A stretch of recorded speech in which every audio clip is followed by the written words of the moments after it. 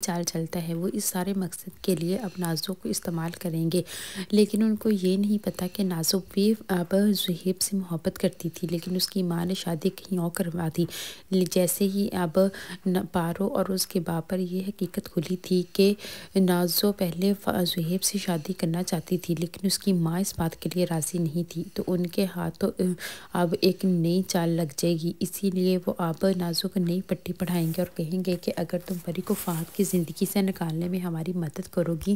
تو زہیب کے ساتھ شادی کرنے میں ہم تمہاری مدد کریں گے، تمہیں زہیب کی زندگی میں شامل کریں گے۔ یہ بات سن کر اب نازو ان کی بات مان جاتی ہے۔ ادھر اب نازو کے دور جاتے ہی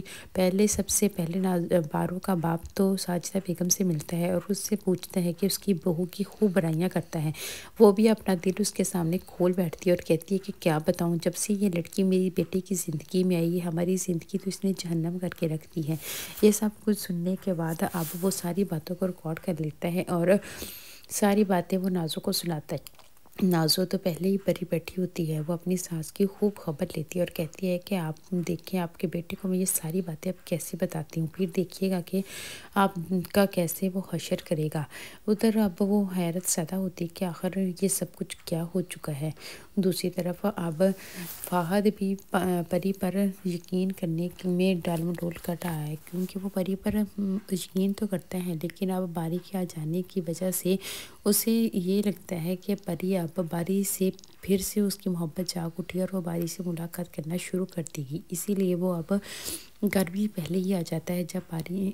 اس بارے میں پری پوچھتی ہے تو وہ کہتا ہے کہ مجھے لگا تھا کہ میں تم سے جا کے ملوں گا تو تم خوش ہوگی مجھے وقت پر آنے پر، لیکن وہ کہتی ہے کہ تم سیدھی طرح کیوں نہیں کہتے کہ تمہیں باری نے انسیکیور کر دیا ہے، جس پر فہد کہتا ہے کہ ہاں یہی سمجھ لو، اس کی وجہ سے میں اب واقعی انسیکیور ہو گیا، میں تمہیں کسی صورت کھونا نہیں چاہتا۔ لیکن پری اس کو یقین دلاتی ہے کہ وہ صرف اور صرف فہد سے محبت کرتی ہے اور اسی کی اس کی عزت کے ساتھ کوئی بھی ایسا کھلواڑ نہیں کرے گی جس کی وجہ سے بعد میں پچھتاوا ہو۔ لیکن اب فہد کے دل کو کون سمجھائے، وہ تو اب باری کی وجہ سے اتنا انسیکیور ہو چکا ہے کہ وہ گھر میں لڑائیاں بھی کرنی شروع کر دیتا ہے اور پری کو لگتا ہے کہ فہد کے ساتھ اب زندگی جینا بہت مشکل ہو چکا ہے۔